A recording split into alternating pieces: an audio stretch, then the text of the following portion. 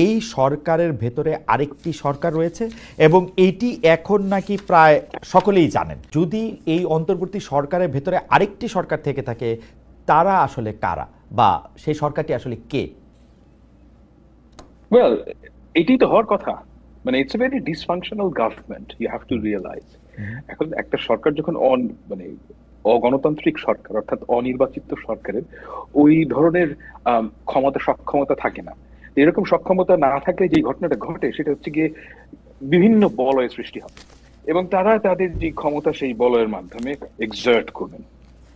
তো সেটাই হওয়ার কথা এবং সেটাই হয়েছে। এবং এটার জন্য আমি প্রথম থেকে বলছি, সেই গত বছর অগাস্ট থেকে, যে আমাদের একটা নির্বাচিত সরকার দরকার, আর প্রপার ডেমোক্রেটিক গভর্নমেন্ট দরকার।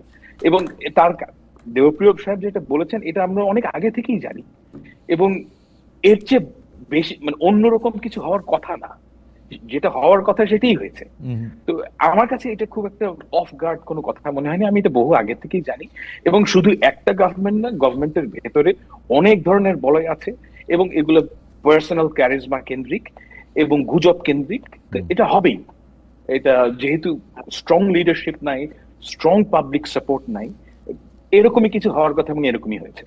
কিন্তু আমরা সর্বশেষ দেখলাম প্রধান উপদেষ্টার সঙ্গে যখন রাজনৈতিক দলগুলো, বিশেষ করে 4টি রাজনৈতিক দলগুলো বিএনপি সহ যখন একটি বৈঠক করলো, তারা কিন্তু সরকারকে একটা সমর্থন জানিয়ে এসছেন যে সরকারের পাশে তারা আছেন। আর আমরা তো স্বাভাবিকভাবে একটা নির্বাচিত সরকার থেকে আরেকটা নির্বাচিত সরকারের উত্তরণের পথটা রাখি নাই। 15 বছরে হাসিনা সরকারের ফলে তাকে যখন সরে যেতে হয়েছে, একটা অনির্বাচিত সরকার আসতেই হতো। তো সেই সময়ের মধ্যে কি এই সরকারের ভিতরে সরকারটা যে তৈরি হইল, এইটার জন্য কি আমরা বিএনপিকেও দায়ী করতে পারি? কারণ অনেকেই বলতেছেন যে সরকারের ভিতরে সরকারটা হয় বিএনপি অথবা এনসিপি, অথবা বিএনপি এনসিপি আর্মির একটা, অথবা ফাহাম আব্দুল সালাম। আপনি যদি একটু আমাকে বলেন যে সরকারের ভিতরে সরকারটা ক্ষমতায় নাই। জি, বিএনপি তো ক্ষমতায় নাই।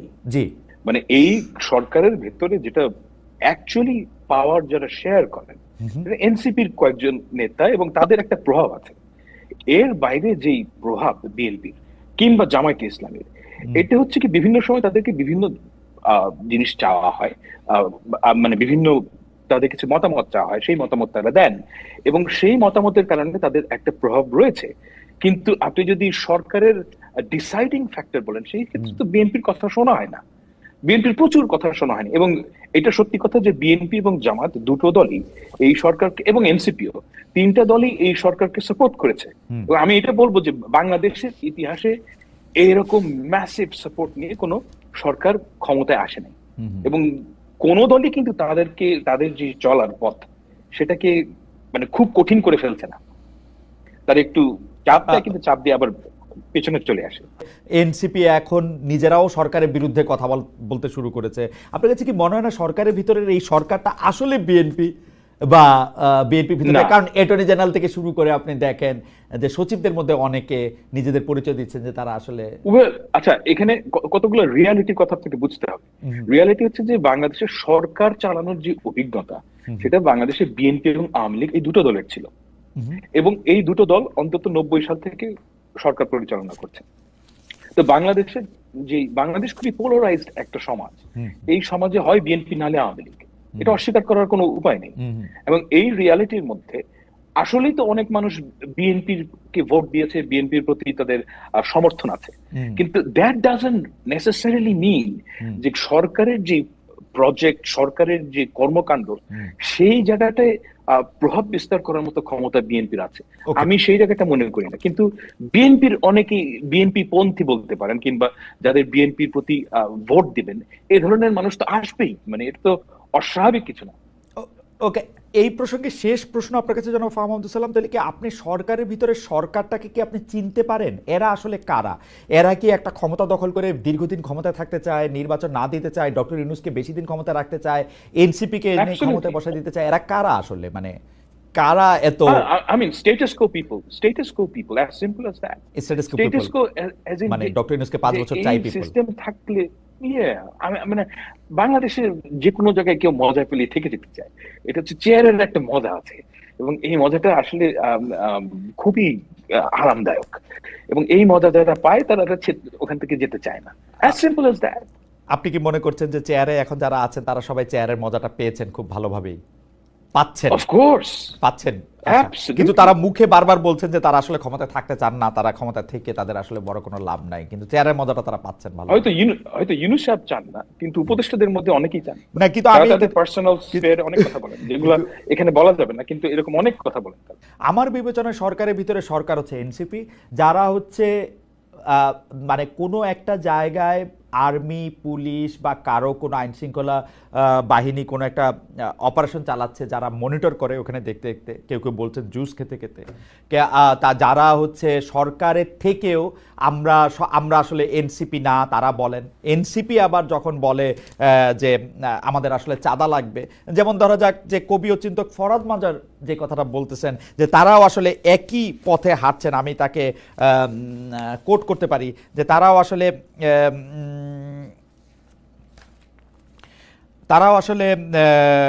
এনসিপি সম্পর্কে তিনি বলছেন, ফরহাদ মাজার, হ্যাঁ তারা সেটাই শিখছে, পুরনো লুটেরা মাফিয়া শ্রেণীকে আরও আনার ব্যাপারে সেটাই শিখছে, নির্বাচনই করতে হবে, ওরাও ঠিকই চাঁদা চাইতেছে, বড় বড় হাউসের কাছে যাচ্ছে 2 কোটি টাকা 5 কোটি টাকা।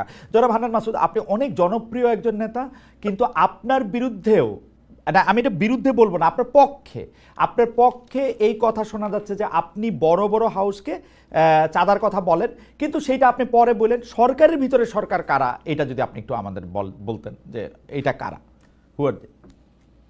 না, এই কথাটা সরকারের ভিতর আরো কয়েকটা সরকারের ভর কেন্দ্র তৈরি হয়েছে এই বিষয়টা নিয়ে, হয়তো আমার মনে হয় সেকেন্ড শো আপনার এখানে যেটা করছিলাম সেখানে কথা হয়েছিল।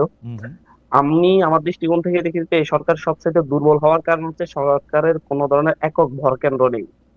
সরকারকে তার যে কোনো পরিস্থিতি সামাল দিতে হলে হয় বিএনপি কে লাগে, না হয় এনসিপি কে লাগে, না হয় জামাতকে লাগে। যার পরবর্তীতে তৃণমূলের প্রতিটি ক্ষেত্রে প্রশাসন আসলে কাদের সাথে সমন্বয় করবে, কতটুকু কি করবে, এতটুকুনো প্রশাসন বুঝতে পারে না। আপনার জনগণের সাপোর্ট ছাড়া সরকার শুধুমাত্র পুলিশ প্রশাসন দিয়ে কিংবা হচ্ছে শুধুমাত্র অন্যান্য প্রশাসন দিয়ে সরকার তৃণমূলে পৌঁছাতে পারে না। যার কারণে প্রশাসন চিন্তা করে যে হচ্ছে পরবর্তীতে তাকে কার দাস হয়ে টিকে থাকতে হবে। বাংলাদেশের প্রশাসনিক ব্যবস্থা যে ব্রিটিশ আমল থেকেই আপনার যে প্রশাসনিক ব্যবস্থা গড়ে উঠেছে, আমি আজকে সন্ধ্যার পর থেকে পাহাম ভাইয়ের ভিডিও গুলো দেখতেছিলাম, যে ভাইয়েরও অনেকগুলা ভিডিও আছে যে হচ্ছে ব্রিটিশ থেকে যে হচ্ছে প্রশাসনিক ব্যবস্থা তৈরি হয়েছে সেই ব্যবস্থাটা মূলত সবসময় সরকারের দাস হয়ে গড়ে ওঠার আহ আহ, দাস হয়ে থাকার মানসিকতাই জন্ম দিয়েছে। যার কারণে এখন যারা আছে তাদের মধ্যে বিরাট একটা অংশ, যে কথাটা ফাহাম ভাইয়ের কথাই এসেছে, আপনার কথাই এসেছে, যে বিরাট একটা অংশ চিন্তা করছে যে বিএনপি ক্ষমতায় আসতে পারে, সুতরাং বিএনপির বিরুদ্ধে কোনো ধরনের ব্যবস্থা নেওয়া যাবে না। আবার তৃণমূলে সরকারি ব্যবস্থাটা তো হচ্ছে শুধুমাত্র ডক্টর ইউনূস এবং হচ্ছে 22 জন 23 জন উপদেষ্টা না, সরকারি ব্যবস্থাটা তৃণমূল পর্যন্ত পৌঁছে দিচ্ছে যারা, তারা সেখানে প্রত্যেকে চতুর্মুখী চাপের মুখে থাকে। আমি বলছি এই চাপটা সবচাইতে বেশি আসছে বড় দল হিসেবে, প্রভাবশালী দল হিসেবে বিএনপি থেকে, তারপরে জামাত থেকে, তারপরে হয়তো ছোট দল হিসেবে বিভিন্ন ক্ষেত্রে এনসিপি থেকেও আসে।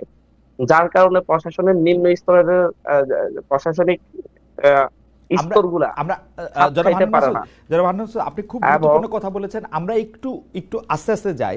আপনি যে সরকারকে দুর্বল সরকার বললেন, এই দুর্বলতাটা আপনি কি অন্য কোনো সরকারের সাথে তুলনায় দুর্বল বলতেছেন, নাকি এই সরকারকে আলাদা করেই আপনি দুর্বল বলতেছেন? ধরা যাক আমি সর্বশেষ হাসিনা সরকারের চেয়ে কি এই সরকার দুর্বল? আমি এই সরকারকে আমি কোন সরকারের সাথে তুলনা করতে চাচ্ছি না। আচ্ছা। কারণ বাংলাদেশে এখন পর্যন্ত এইরকম কোন সরকার বাংলাদেশের ইতিহাসে বা হচ্ছে এই উপমহাদেশের ইতিহাসে এইভাবে তৈরি হয়নি। যেটা 1/11 সময় তৈরি হয়েছে সেটা জনসমর্থন নিয়ে তৈরি হয়নি। বা এই সরকারটা এখন যে অন্তর্বর্তীকালীন সরকার গঠিতেছে এটা বাংলাদেশের 90 ভাগেরও বেশি শতাংশ আপনার সকল দল মতের মানুষের সমর্থন নিয়ে তৈরি হয়েছে। এই গভর্নমেন্টের যে রকম স্টেমিনা থাকা দরকার ছিল, যে পরিমাণ প্রভাব থাকার কথা ছিল, এই গভর্নমেন্ট নিজের ক্ষমতাটাকে সবসময় বিভিন্ন দলের মধ্যে বিলিয়ে দিয়েছে। এই সরকার ভিসি নিয়োগের ক্ষেত্রে স্বাধীনভাবে সিদ্ধান্ত নেওয়ার কথা ছিল। ভালো শিক্ষাবিদদেরকে খুঁজে এনে, প্রশাসনিক দক্ষতা সম্পন্ন ব্যক্তিদের খুঁজে এনে প্রত্যেকটা বিশ্ববিদ্যালয়ে ভিসি হিসেবে বসানো দরকার ছিল।